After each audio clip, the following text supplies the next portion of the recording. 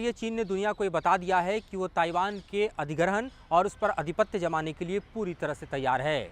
वहीं ताइवान इस जंग के मैदान में अकेला नहीं रहेगा, ये भरोसा अमेरिका ने दिया है।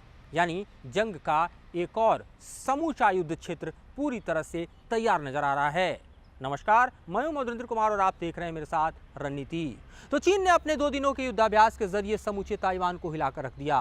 ताइवान की सेना चीन से टकराने के लिए अपने समूचे डिप्लॉयमेंट के साथ साथ दरअसल अपने मित्र देशों के साथ भी लगातार संपर्क में रही कि चीन हमला करता है तो उसका पुरजोर तरीके से जवाब देना है, जिसके चलते हमने देखा कि तकरीबन 100 से ज़्यादा फाइटर एयरक्राफ्ट के जरिए ताइवान को चीन ने पूरी तरफ से घेरा। मीडियम लाइन क्रॉस करते हुए उसके जो वॉरशिप हैं वो ताइवान को दरअसल ये बतला रहे थे कि किसी भी कीमत पर ताइवान को चीन छोड़ेगा नहीं, बल्कि उसकी गर्दन मरोड़ेगा। और इसके लिए बार बार चीन के विदेश मंत्रालय की तरफ से ये भी संदेश दिया गया कि ताइवान की संप्रभुता नाम की कोई चीज़ नहीं है, ताइवान में लोकतंत्र नाम की कोई चीज़ नहीं बचेगी। ताइवान को दरअसल चीन अपना बना कर रखेगा और ताइवान कोई स्वतंत्र राष्ट्र नहीं हो सकता। ये तब हुआ जब विलियम लाइन ने ताइवान की सत्ता संभाली। ताइवान की सत्ता विलियम लाई के संभालने के 3 दिन बाद ही चीन ने अपनी ताकत का प्रदर्शन करते हुए दुनिया को यह संदेश दे दिया कि वो ताइवान को पूरी तरह से अपनी सीमा में मिलाने के लिए तैयार नजर आ रहा है। सबसे ज़्यादा बेचैनी अमेरिका की दिखाई दी, क्योंकि अमेरिका ताइवान का बेहद क्लोज एलाई है, जिसके चलते हमने देखा कि अभी भी मैथ्यू मिलर के बयान में कहा गया है कि ताइवान की संप्रभुता और ताइवान के अस्तित्व पर चीन किसी भी तरह के अगर संकट को खड़ा करता है तो ये दरअसल संभव नहीं होगा। इस बीच अमेरिका आएगा और ये लाजमी है। लेकिन चीन है कि मानता नहीं, और चीन पूरी तरह से अपनी बात को बार बार दोहरा रहा है कि वह ताइवान को यूं ही नहीं छेड़ने वाला। और इस बीच सबसे बड़ी खबर यह है कि 2 दिनों के चले इस युद्धाभ्यास के बाद भी इस वक्त अगर आप मीडियम लाइन पर देखें या फिर ताइवान के अपने स्पेस में देखें तो इस वक्त भी चीन के फाइटर जेट मंडरा रहे हैं, तकरीबन 2 दर्जन से ज़्यादा फाइटर्स के साथ। और अगर नेवल एरिया में देखें तो अपने फ्रिगेट और वॉरशिप के साथ चीन बना हुआ है। यानी किसी भी वक्त ताइवान पर हमला करने के लिए चीन पूरी तरह से तैयार नजर आ रहा है। इस बीच कई मेजर डेवलपमेंट हो रहे हैं, जिसमें अगर हम बयानों की बात करें तो ताइवान ने भी अपने मिसाइल लॉन्चर, ट्रक्स और ख़ास तौर पे आप देखिए तो फ्रिगेट और इसके अलावा आप देखिए तो फाइटर एयरक्राफ्ट के अलावा एयर डिफेंस सिस्टम को अभी भी डिप्लॉय कर रखा है, क्योंकि उसको ये भरोसा नहीं कि कब और किस वक्त चीन उस पर हमला कर दे।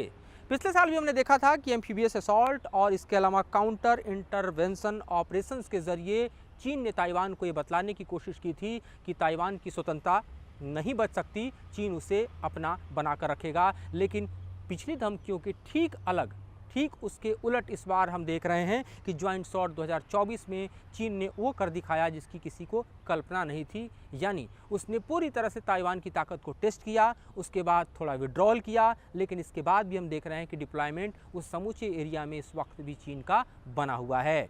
इस बीच मैथ्यू मिलर का जो बयान आया वो काफ़ी हम कह सकते हैं कि ताइवान को भरोसा देने वाला है। लेकिन इस बीच चीन जो कह रहा है वो भी हम नहीं भूल सकते, और चीन कह रहा है कि इस वॉर जोन में दरअसल वो पूरी तरह से तैयार है। और चीन कह रहा है कि ताइवान का इंडिपेंडेंस जो है वो एक डेड एंड है। और इस तरह के बयान के जरिए दरअसल अमेरिका को भी चैलेंज देने से चीन पीछे नहीं हट रहा। अब जरा समझिए कि किस तरह से दरअसल अमेरिका ताइवान के बचाव के लिए इस क्षेत्र में आपको दिखाई देता है। हम जानते हैं एक तरफ फिलीपींस और दूसरी तरफ जापान, ये 2 ऐसे स्ट्रेटेजिक पार्टनर हैं जो इस वक्त अमेरिका के साथ इस जोन में खड़े दिखाई दे रहे हैं। अपना खुद का डिप्लॉयमेंट जो है वो ऑलरेडी अमेरिका इस जोन में कर चुका है। इसके अलावा अगर हम स्पेशल ऑपरेशंस की बात करें, स्पेशल फोर्सेस की बात करें, तो उनकी हज़ारों की संख्या में प्रेजेंस ताइवान की ज़मीन पर पहले से है।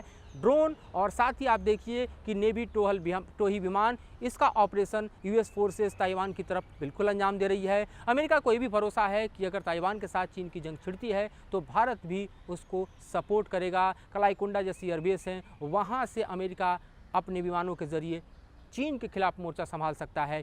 इस तरह की तैयारी हम देख रहे हैं कि अमेरिका भी करता हुआ नजर आ रहा है। और इस बीच ताइवान पर मंडराते खतरे के बादल जो हैं वो चीन की तरफ से साफ दिखाई दे रहे हैं, क्योंकि शी जिनपिंग को ये लगता है कि ये बेहद मुफीद समय है जब पुरजोर हमला करते हुए पूरी तरह से ताइवान पर अपना एक आधिपत्य स्थापित किया जा सकता है। क्योंकि अमेरिका एक तरफ इजराइल और हमास के जंग में फंसा हुआ है, दूसरी तरफ जिस तरह से रसा और यूक्रेन के बीच की जारी जंग है उसमें इस वक्त पुतिन बेहद आक्रामक नज़र आ रहे हैं और यूक्रेन को बचाना अपने आप में अमेरिका के लिए, नाटो के लिए इस वक्त का सबसे बड़ा चैलेंज है, क्योंकि जिस तरह से खार्किव में हम देख रहे हैं कि लगातार एग्रेसिव मोड में रूस की सेना आगे बढ़ रही है, उससे टकराने के लिए अमेरिका और नाटो को बेहद दमखम के साथ जो है यूक्रेन को सपोर्ट करना पड़ रहा है। तो ये मौजूदा दो ऐसे वॉर जोन है जहाँ अमेरिका फंसा हुआ है। तीसरे वॉर जोन में अमेरिका कैसे उतरेगा, इसी को एसेस करने की कोशिश लगातार पीएलए कर रहा है, जिनपिंग कर रहे हैं। और जो स्ट्रेटजिक अलायंस इस वक्त चीन बना रहा है उसका सबसे बड़ा पार्टनर रूस दिखाई दे रहा है। रूस और चीन के बीच की जो युगलबंदी है वो अमेरिका के खिलाफ हर वॉर जोन में है और यहाँ भी चीन को ये मालूम है कि रूस उसकी खुलकर मदद करेगा, खुलकर सपोर्ट करेगा। इस बीच एक छोटा सा या तुच्चा सा कहेंगे बयान पाकिस्तान की तरफ से आया है, जिसने चीन को सपोर्ट किया है इस फ्रंट पे, और ताइवान के खिलाफ हमने अभी देखा कि किस तरह से जो पाकिस्तान का बयान है वो चीन का समर्थन करता है। लेकिन जो समूचा वॉर जोन इस वक्त ताइवान का आप देख रहे हैं, यहाँ लगभग 145 किलोमीटर का मीडियन लाइन है जो एक तरह से ताइवान को और चीन को डिवाइड करता है। लेकिन इस मीडियन लाइन को क्रॉस करते हुए, इसकी संप्रभुता की धज्जियां उड़ाते हुए चीन का ये कहना कि ताइवान जो है वो पूरी तरह से चीन का हिस्सा है और वहाँ डेमोक्रेसी नाम की जो चीज़ है, जो वहाँ स्वतंत्रता को लेकर आंदोलन है, उसको हम नहीं बर्दाश्त करेंगे, पूरी तरह से कुचल कर रख देंगे। ये अपने आप में बतलाने के लिए काफ़ी है कि शी जिनपिंग का अगला प्लान क्या है, क्योंकि लंबे समय से शी जिनपिंग इंतजार कर रहे हैं कि अमेरिकी इंटरवेंशंस की यहाँ पर थोड़ी कमी हो और चीन की सेना भीतर घुस जाए। अमेरिका भी लगातार चीन को वॉच कर रहा है कि उसकी अगली एक्टिविटीज़ क्या होगी। आप देखिए तो पिछले 12 महीने में ये तीसरा सबसे बड़ा युद्धाभ्यास था और इसका मकसद सिर्फ ये था और उसका संदेश सिर्फ ये था कि ताइवान पर कब्जा करना है। चीन ने अपने बयान में साफ तौर पर कहा कि अलगाववादी ताकतों को हम अपने सीमा क्षेत्र में नहीं छोड़ सकते। ये अपने आप में ताइवान के लिए था कि ताइवान चाह कर भी चीन के चंगुल से नहीं निकल सकता, स्वतंत्र नहीं हो सकता। और शी जिनपिंग का जो समूचा प्लान रिवील होकर सामने आ रहा है वो बतला रहा है कि दरअसल इस वक्त युद्धाभ्यास से पीएलए की सेनाएं पीछे हट गई हैं, बावजूद इसके डिप्लॉयमेंट को पीछे चीन ने नहीं किया है। ये ठीक उसी तरह का डिप्लॉयमेंट है जैसे आप भारत और चीन के सीमावर्ती इलाकों में देख सकते हैं, लद्दाख में देख सकते हैं कि पिछले 2.5 साल से लगभग चीन जो है वो अपने सेना का पुरजोर डिप्लॉयमेंट लद्दाख पे कर रखा है और भारत को भी सिमिलर डिप्लॉयमेंट के जरिए अपने प्रेजेंस को बनाए रखना पड़ रहा है, जिसको हम मिरर डिप्लॉयमेंट कहते हैं। उसी तरह का सेम स्ट्रेटजी प्लान जो है इस वक्त जिनपिंग ताइवान के खिलाफ भी करते नजर आ रहे हैं।